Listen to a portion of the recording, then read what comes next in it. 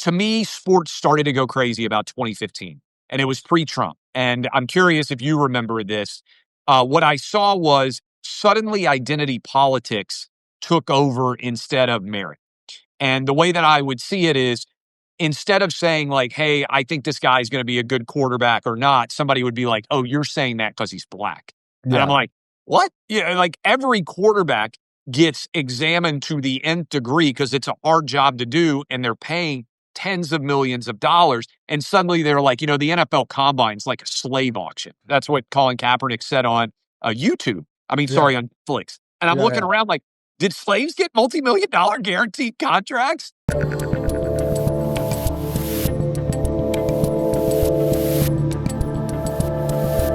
So you sell OutKick. Yeah. I assume that was the first time you probably had like real money, like real serious money, right? How did that change you or not change you? Or how did that embolden you to do more of what you do or whatever? It was a great feeling. Like we signed the papers late at night. My wife, Laura, who it's like 2:30 in the morning and I got to get up and do my radio show, which at the time was early in the morning. And I'll talk about that in a sec.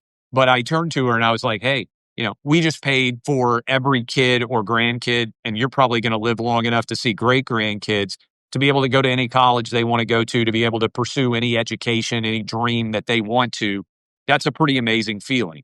For me personally, I slept for a couple of hours. I woke up and I went and I did my sports talk radio show. We weren't announcing it yet. And I think the ultimate sign that you're living life the right way is if you are fortunate enough to feel like you won the lottery. Everybody sits around and thinks, boy, what would I do if that scratch-off lottery ticket? What if I won the Mega Ball or the Powerball, whatever the millions are? I wanted to do the exact same thing that I was already doing. And so that's when I felt like, hey, I really kind of won. Now, sometimes I think I work too much and like you're going away for August. I think, I took the kids to Australia. I think I'm more cognizant as the kids have gotten older of the fact that we don't have a ton of time with them, meaning they're going to have their own girlfriends, they're going to have their own lives, college. And so I want to like kind of fill in as many things as we can. So, and that was probably the biggest change is like, hey, we can afford to take an unbelievable 2-week trip to Australia and I want to go on a safari and I want to do a lot of cool travel things. And we built a couple of awesome houses and that's great. But the practical matter of it is I feel like I've got the best jobs in the country and I just want to keep doing what I do. And I think that's the ultimate sign of maybe living right in some way is wanting to continue to do more of what you've already done. When you were in Australia, did they tell you about the koalas who all have gonorrhea? Yeah. I didn't realize that those koalas were so horny. We all got our picture taken with them. And actually, we saw a koala actually in the wild, which I don't know if it's incredibly common.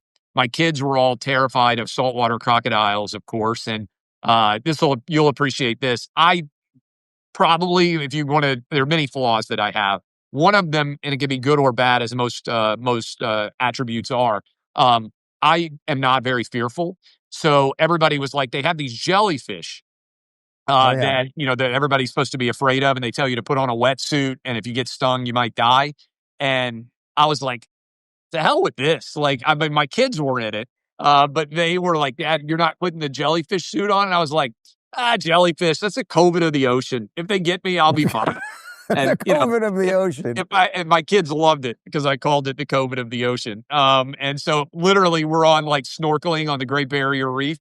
Everyone on the entire boat is like, head to toe in these wildly uncomfortable, the suits, which I don't even know how effective they are. And I'm just out there and, don't even have flippers on, just in a bathing suit, nothing else, looking at, pretty majestic sights. So I am not somebody who sits around, probably why I started a company, and thinks, oh my goodness, this is going to go awful. I'm just going to bust my ass, work as hard as I can. And when my time's up, tap me on the shoulder, I'm good to go. Feeling foggy, drained, or stuck in low gear? Your brain and body run on cellular energy. And when your mitochondria, those tiny power generators inside your cells, start to slow down, so do you. Introducing Recharge from the Wellness Company, the brain energy hack you haven't tried yet. It's the first ever supplement to combine NAD+, methylene blue, and PQQ into one powerful daily formula. Here's how it works. NAD+ fuels your cell's energy production, powering everything from DNA repair to healthy aging. Methylene blue helps your mitochondria function more efficiently, giving you more energy and reducing cellular stress. PQQ actually helps your body build more mitochondria, boosting long-term performance for both brain and body. This triple threat formula is backed by our chief medical board and crafted to deliver real results. Experience the difference: clearer thinking, sharper focus, lasting energy, and powerful support against cognitive decline. And no, it won't turn your tongue blue. Just take 2 tablets each morning and fire up your full potential from brain to body. Head on over to twc.health/Rubin and use code Rubin to get 15% off plus free shipping. That's twc.health/Rubin. And don't forget to use code Rubin at checkout. So let's jump back to that 2015-16 thing that you mentioned, because I think most people view that as the beginning of when politics obviously changed and everything kind of went on steroids and Trump derangement and all that. And everyone understands the political version of that. And then COVID, blah, blah, blah. The sports version, in retrospect now, fully makes sense to me why it went crazy at the exact same time. Does it make sense to you as to why those things were lined up that way? Yeah. So my new book that's coming out in November is called Balls, BALLS, and it's how Trump, young men, and sports fans saved America in the 2024 election. So my thesis, and now I think you kind of get a little bit of a historic window to look at it, is, to me, sports started to go crazy about 2015, and it was pre-Trump. And I'm curious if you remember this. What I saw was suddenly identity politics took over instead of merit. And the way that I would see it is, instead of saying like, hey, I think this guy's going to be a good quarterback or not, somebody would be like, oh, you're saying that because he's black. And I'm like, what? Yeah, like every quarterback gets examined to the nth degree because it's a hard job to do, and they're paying tens of millions of dollars. And suddenly they're like, the NFL Combine's like a slave auction. That's what Colin Kaepernick said on YouTube. On Netflix. And I'm looking around like, did slaves get multi-million-dollar guaranteed contracts?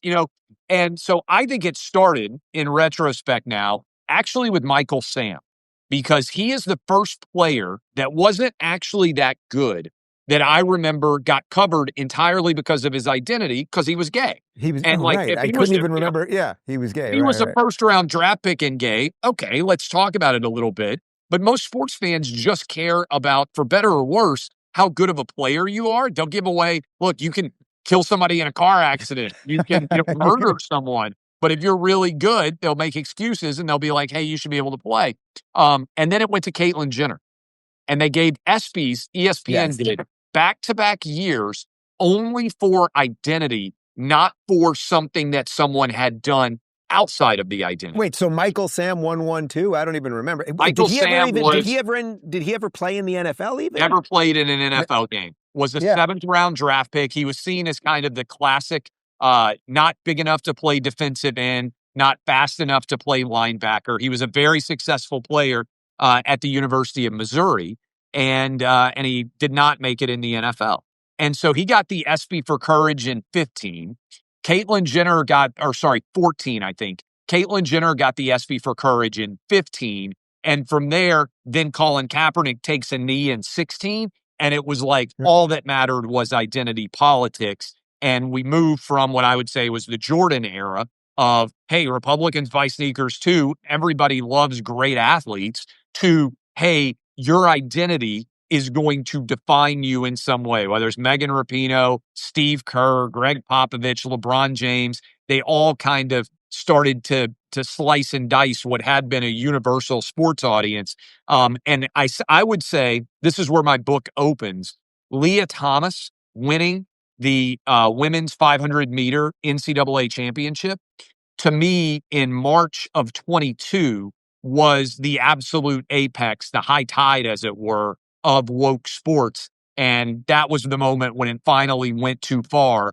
And the pushback now has been intense, and I think has wrapped up with sports fans, young men, Trump, all of people just saying we're over this. I don't know if the book's actually been published yet. Maybe you have a little window you could work with here, but my director Connor has a theory that Lia Thomas was keeping the penis as a propeller.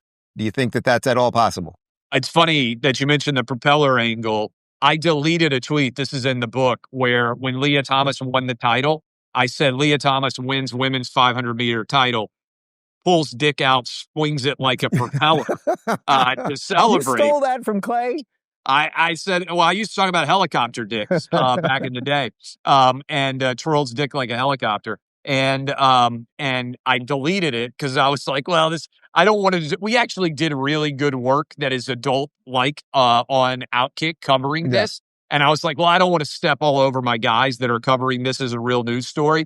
But I did put it in the book. And look, I think Trump is actually more of a symptom of the crazy than the cause of it. I think he kind of just stepped into it and started looking around a little bit like you and me. And remember, we met when they tried to cancel me because I said the First Amendment and boobs on CNN 8 years ago now. And that was when they really kind of came for me and said, we're going to end this guy. They failed. And since then, it's kind of continued to grow, I would say, the audience.